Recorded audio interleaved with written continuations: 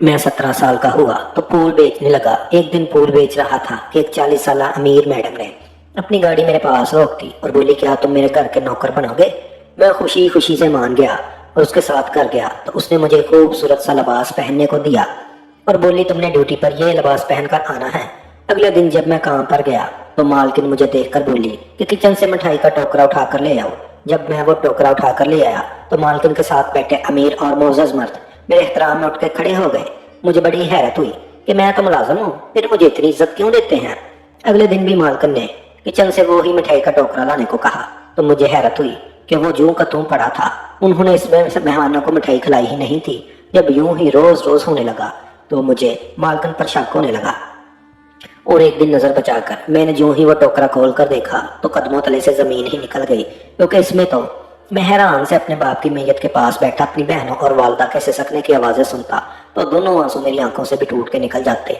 तब की हमदर्द मेरे कंधे पर हाथ रखकर कहता, रमीज मत रो, तो उन्हें अपने बाप की जिम्मेदारी निभानी है। अभी मेरे दिल में यह सवाल सर उठा लेता कि कौन सी जिम्मेदारी? वही जो अभी तक मेरा बाप भी ठीक तरीके से नहीं निभाने के काबिल हुआ था कि मौत ने उसको आन लिया। कुछ घंटों बाद मैयत को कब्रिस्तान ले जाने का शोर उठा तो मेरी बहनें फूट फूट कर रोने लगी। मैं अपने वालिद को कब्र में दफन करने के बाद कब्रिस्तान में ही बैठ चुका था। उम्र कम थी मेरी और बोझ बहुत ज्यादा आन पड़ा था मुझ पर। खैर मुझे सिर्फ 3 दिन ही अपने बाप की मौत का दुख मनाने का वक्त मिला। चौथे दिन मुझे अपने बाप की फूलों की रेडी पर जाकर खड़ा होना पड़ा। मेरी वालदा जिगर के कैंसर में मुब्तला थी।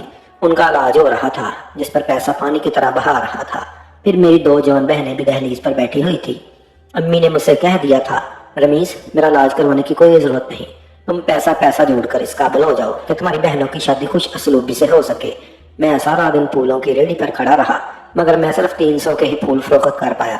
मैंने वो पैसे लेकर जाकर वालदा की मुट्ठी में रख दिए तो वो बोली, बेटा इन पैसों से मैं घर में खाने के लिए कुछ पाऊं या पैसे जोड़कर तुम्हारी बहनों के साथ शादी करूं। मैं चुप कर जो था वो क्योंकि इनके सवालों के जवाब मेरे पास नहीं थे। अम्मी को यकीन था कि एक दिन वो सोने के लिए लेटेंगी तो उठ नहीं पाएंगी। बस इसी वजह से वो चाहती थी कि अपनी जिंदगी में ही वो अपनी बेटियों के फर्ज से सबको दोष हो जाए। वो जानती थी कि उनके बाद उनके बच्चों का कोई गम गस्सार नहीं होगा, क्योंकि हमारे रिश्तेदार तो अब्बी की हयात में ही हमसे हाथ खींच चुके थे। तो फिर वो उन दिनों के गुजर जाने के बाद कहाँ हमारी खबरगिरी करने वाले थे। मैं हर रोज फूलों की रेडी पर लगाकर खड़ा हो जाता और रोज ही मायूस घर लौटता। मैं बस इतने ही पैसे कमा पाता जिनसे घर का चूल्हा चलता था। अम्मी का इलाज मुआवजा भी रुक चुका था। अब्बू के पुराने ग्राहक उनकी रेडी पर एक लड़के को खड़ा देखकर वापस मुड़ जाते। मैं बस हर दम उठते बैठते अल्लाह ताला से दुआ करता कि वो मेरी मदद कर दे। दुनिया वालों की जानब से तो सभी रास्ते बंद आ चुके थे। एक दिन मैं अपनी रेडी पर बड़ा मायूस खड़ा था जब एक बड़ी सी गाड़ी मेरी रेडी पर आकर रुकी। मैंने अपने फूलों की जानब बड़ी हसरत से देखा था, काश आज ये सारे फूल बिक जाएं। तभी गाड़ी का दरवाजा खोलकर एक अमीर सी मैडम बाहर निकली और बोली, ए लड़के क्या नाम है तुम्हारा? मैं ठोक निकल कर बोला, रमीज। रमीज मेरा नाम है। वो बोली, दिन भर का कितना कमा लेते हो? मैं उदासी से बोला, 3 या 400। वो औरत कुछ सोच में पड़ गई और बोली, मेरे घर मुलाजमत करोगे?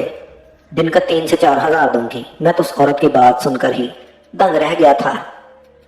मैं बोला, क्या काम होगा मुझे? मैं तो पढ़ा लिखा नहीं हूँ, शायद आपका काम ना संभाल सकूं। तब वो मैडम बोली, काम बहुत आसान है, तुम जल्दी सीख जाओगे। मैं चाहती हूँ मेरे घर सिर्फ तुम ही मुलाजमत करो, वरना मैं तो जिसे चाहूँ काम पर रख लूँ। मैं जल्दी से बोला, जी जी मैं आपके साथ काम करने पर रजामंद हूँ। तब उसने मुझे गाड़ी में बैठने का इशारा किया। मैं उस औरत को पहले कभी नहीं देखा था, इसलिए उसके साथ जाने से हिचकिचा रहा था कि ना जाने वो औरत सच भी कह रही थी या नहीं। खैर मैंने सोचा कि इसकी बात मानना एक रिस्क है और अपने घर वालों के लिए ये रिस्क लेने के लिए तैयार हो गया था। मैं गाड़ी में बैठा तो वो बोली, मेरा नाम नूर है, तो मुझे नूर ही कहोगे। मैं लड़खड़ाती आवाज में बोला, मगर आप तो मेरी मालकन हैं और मैं आपका मुलाजिम, फिर मैं आपको नाम से कैसे मुखातब कर सकता हूँ? नूर अगली सीट में बैठी थी, मुझे मुड़कर देखा और बोली, मुझे ज्यादा सवाल जवाब नहीं पसंद। अगर तुम मेरे साथ काम करना चाहते हो तो कम सवाल करने की कोशिश करना। मैं चुप कर गया। मैं नूर के साथ उसके आलीशान बंगले में चला गया। उसका घर देखकर तो मेरी आंखें पटी की पटी रह गई थी। मैं दरवाजे पर खड़ा था जब उसने एक मुलाजिम को आवाज देकर बुलाया और उससे लिबास लाने को कहा। मुलाजिम लिबास ले आया तो नूर ने वो खूबसूरत सा लिबास मुझे पहनने को दिया और बोली, तुमने ड्यूटी पर ये लिबास पहन कर आना है। फिर उसने अपने पर्स से 10,000 रुपये निकाल कर दे दिए और बोली, ये लो आज तुम्हारा पहला दिन था, ये तुम्हारा इनाम है, कल से काम पर आ जाना। मैं वो पैसे हाथ में पकड़कर दंग सा खड़ा था। नूर जा चुकी थी। मेरी आंखों से आंसू बहने लगे थे। मैं तो अल्लाह के करम पर हैरान था कि वो इंसान को कैसे कैसे नवाजता है। मैं जानता था कि आज इतने पैसे लेकर मेरी वालदा बेइंतहा खुश होगी। मैंने घर जाते ही वो सारे पैसे अम्मी की हथेली पर रख दिए तो उन्होंने मेरा हाथ थाम कर अपने सिर पर रखा और बोली, रमीज, आज तक कभी तुम्हारे बाप भी इतने पैसे कमा कर नहीं लाया, लेकिन उसने हमें हमेशा हलाल ही खिलाया है। तू बता ये पैसे कहाँ से लाया है? अम्मी ने अपने सर की कसम दी तो उन्होंने सारी बात मैंने खुलकर बता दी। अम्मी की आंखों से आंसू बहने लगे थे। वो बोली, बेशक मेरा रब बहुत मेहरबान है, उसने मेरी सुन ली है। अम्मी बेइंतहा खुश थी। उन्होंने रिश्ते कराने वाली औरत के हाथ पर 5,000 का नोट रख दिया और उससे कह दिया कि तुमने मेरी बेटियों का अच्छी जगह रिश्ता करवाना है, मैं तुम्हें माला माल कर दूंगी। अगला दिन जब मैं काम पर गया तो मैं ये देखकर दंग रह गया कि नूर के साथ बहुत बड़े बड़े और मोअज़्ज़िज़ लोग बैठे हुए थे। मैं उनको देखकर मरूब सा हो गया था। तब नूर की आवाज़ सुनाई थी। वो बोली, रमीज, किचन से मिठाई का टोकरा उठा कर ले आओ। मैंने वो टोकरा बड़े सलीके से उठाया। मुझे लगा कि ये मिठाई मैं इन मोअज़्ज़िज़ के सामने पेश करूंगा।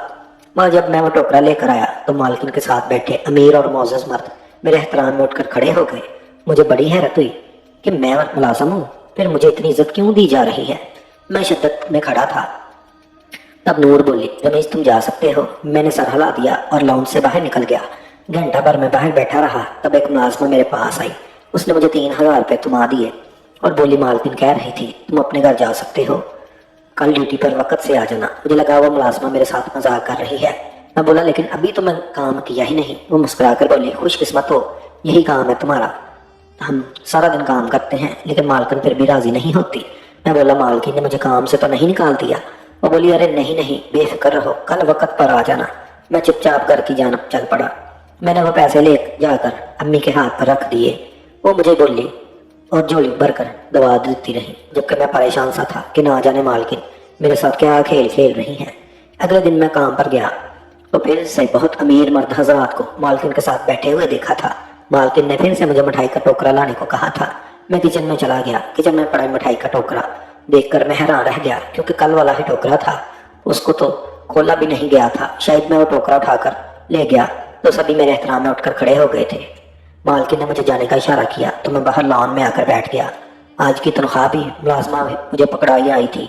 मैं घर वापस पहुंचा तो मैं बहुत खुश नजर आ रही थी। मैंने वजह पूछी तो वो बोली, बेटा, तुम्हारी दोनों बहनों का रिश्ता पक्का हो गया है, हम जैसे सफ़ेद पोश लोगी हैं। उन्होंने जहेज लेने से भी इनकार कर दिया। मैं अम्मी की बात सुनकर बेइंतहा खुश हुआ था।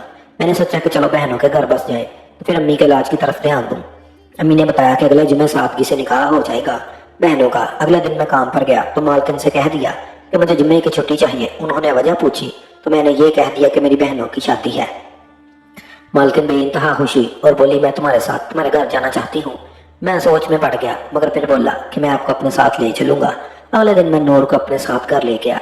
अम्मी कमरे में थी। बीमारी की वजह से चलने फिरने से कासर हो चुकी थी, इसलिए नूर उनके पास ही चली गई थी। मैं अम्मी के कमरे के पास से गुजरा तो मुझे अंदर से रोने की आवाज़ें आने लगी थी। मैं दिल ही दिल में शर्मिंदा हुआ कि अम्मी को मालकिन के सामने रोना नहीं चाहिए था।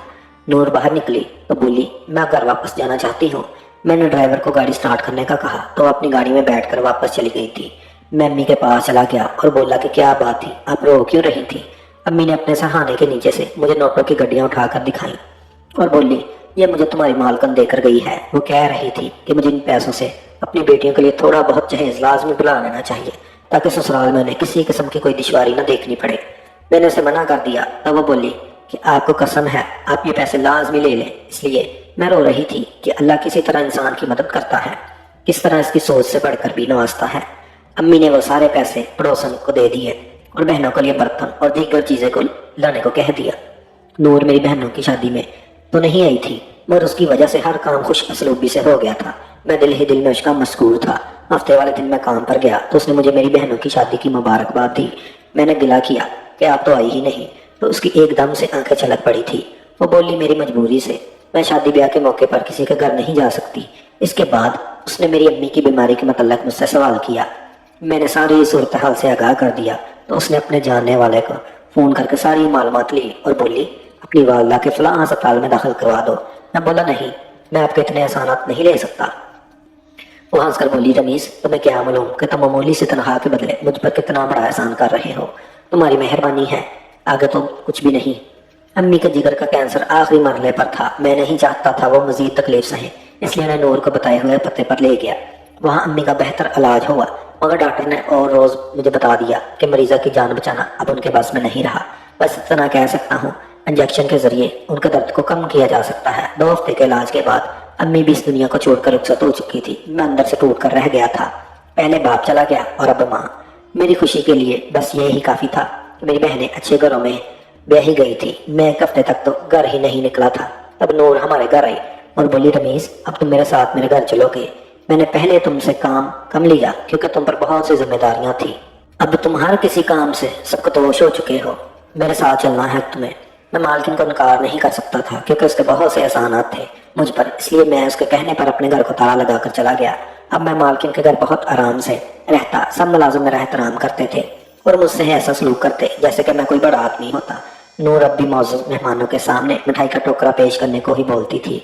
इससे ज्यादा उसने कभी मुझसे काम नहीं लिया था। मैं अभी तक शोशोपन में मुब्तला था कि आखिर यह सब क्या है। एक रात मैं बड़ी गहरी नींद सो रहा था जब मेरी आँख चिक्को पकार के बाइस खुली। मैं हड़बड़ा कर उठ बैठा और भागकर बाहर निकला।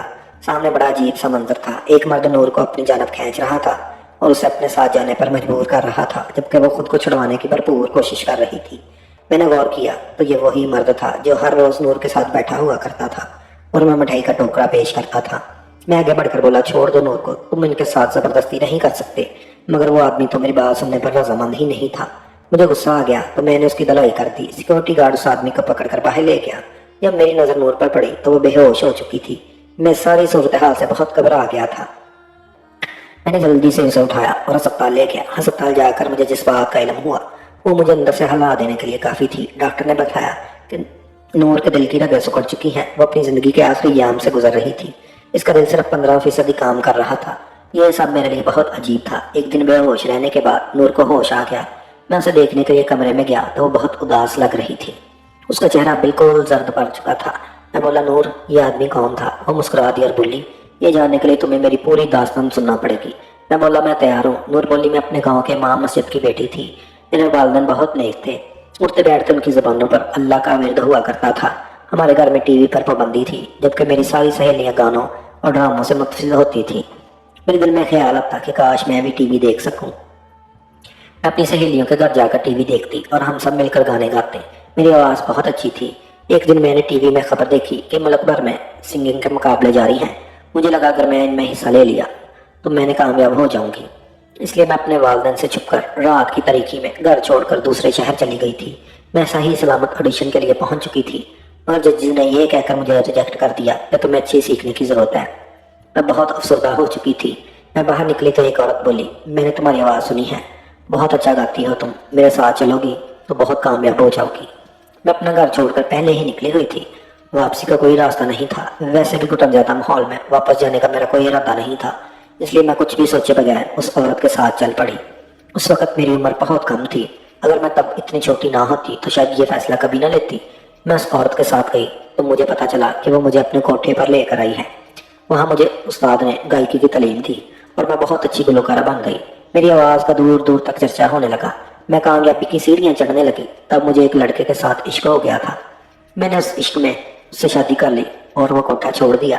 शादी के बाद मुझे पता चला कि मेरा शौहर तो सफ़ेद पोश है। फिर उसका सलाम के साथ भी बड़ा लगाव था। मुझे यह सब पसंद नहीं था। मैं गुर्बत में ज़िंदगी गुजारना नहीं चाहती थी, इसलिए उससे खला लेकर मैं वापस कोठे पर आ गई। तब मुझे पता चला कि मैं अमीर से हूँ। मैंने ये बात बताई तो वो बोली, ये तो खुशी की बात है और हम लोगों को दौलत बच्चे ही हुआ करते हैं। तब मेरे वतन से तुमने जन्म लिया था रमीज़। मैंने तुम्हें पैदा किया था, लेकिन मैं तुम्हारी जिम्मेदारी से घबरा गई थी, इसलिए मैंने तुम्हें एक फूल बेचने वाले को दे दिया था। हमारे कोठे के पास बहुत से फूल वाले होते थे। हम एक ही फूल वाले से फूल खरीदा करते थे। उसका नाम शफीक था। शफीक की 2 बेटियां थी। उसे बेटे का बहुत शौक था। वो अक्सर हमसे दुआ करने को कहता था। एक दिन मैं बोली, ये मेरा बेटा तुम ले लो। उसने दूसरी बात नहीं की और तुम्हें उठा कर ले गया, क्योंकि वो इस बात का गवाह था कि तुम मेरी जायज़ औलाद थी। मैंने शफीक की मिन्नत की कि तुम अपनी रेडी यहाँ से ले जाओ। शफीक ने अपनी रेडी भी वहाँ से हटा ली। मैं अपनी ज़िंदगी बहुत ऐशो इशरत में गुजार रही थी। बहुत पैसा कमाया। मुझे जो जो उम्र बढ़ने होने लगी तो आवाज़ भी ख़त्म होने लगी। गाते गाते सांस बंद हो जाता था। मैं अपनी ज़िंदगी में बहुत कामयाबी देखी थी। अब कामयाबी की ख्वाहिश भी नहीं रही थी। मैं जान चुकी थी कि हर चीज़ का ज़वाल है, इसलिए मैंने कोठा छोड़ दिया اپنا چیک اپ کرایا تو پتا چلا کہ دل کے عارضہ میں مبتلا ہوں۔ میں نے اپنا بائی پاس کروا لیا، کچھ عرصہ ٹھیک رہی مگر آہستہ آہستہ دل ختم ہونے لگا۔ آپ کو مؤذن تم دیکھتے ہو نا کہ میں کچھ وکیل ہیں اور کچھ میرے عاشق، ان لوگوں نے میری آواز پر اپنا بہت پیسہ لٹایا تھا، اب وہ اتنا پیسہ تنہا عورت سے وصول کرنا چاہتے ہیں۔ میں نے ایک دن تمہیں دیکھا، تم پھول بیچ رہے تھے، تم بالکل اپنے باپ پر گئے ہو، مجھے لگا میرا شوہر کھڑا ہے، میں نے تمہارا پیچھا کیا تو پتا چلا کہ تم پھول بیچنے والے شفیق کے بیٹے ہو۔ تب میں تمہیں پہچان گئی تھی، اس لیے میں نے تمہیں اپنے ہاں کام پر رکھ لیا۔ میں نے اپنی ساری جائیداد تمہارے نام کر دی ہے اور ان لوگوں کو بھی بتا دیا ہے کہ اب تم ہی میری جائیداد کے مالک ہو۔ مٹھائی کا ٹوکرا بھی میں تم سے اس لیے منگواتی تھی تاکہ انہیں درج کر سکوں۔ میں ان سے کہتی تھی کہ میری جائیداد تو اب اس لڑکے کے نام پر منتقل ہو چکی ہے، تم لوگ اپنا منہ میٹھا کرو، ہو سکے تو مجھے معاف کر دینا۔ رمیز اتنا کہہ کر انہوں نے آنکھیں بند کر لی تھی۔ وہ مر چکی تھی، میری سگی ماں مر چکی تھی، میں اس کی تدفین کی اور اس کے تمام جائیداد سے خیراتی ادارے بنا دیے اور ایک دل کے مریض کے لیے ہسپتال بھی بنا دیا۔ اپنی ماں کی کمائی میں چاہتا تھا، اس لیے خالی دامن ہو گیا۔ اب میں اپنے باپ شفیق کے گھر واپس آ چکا ہوں۔ زندگی نے مجھے بہت کچھ سکھایا ہے، میں اب اپنے تجربے کے تحت کام شروع کر کے اپنا روزگار کماؤں گا۔ مجھے امید ہے کہ میں اس بار ناکام نہیں رہوں گا۔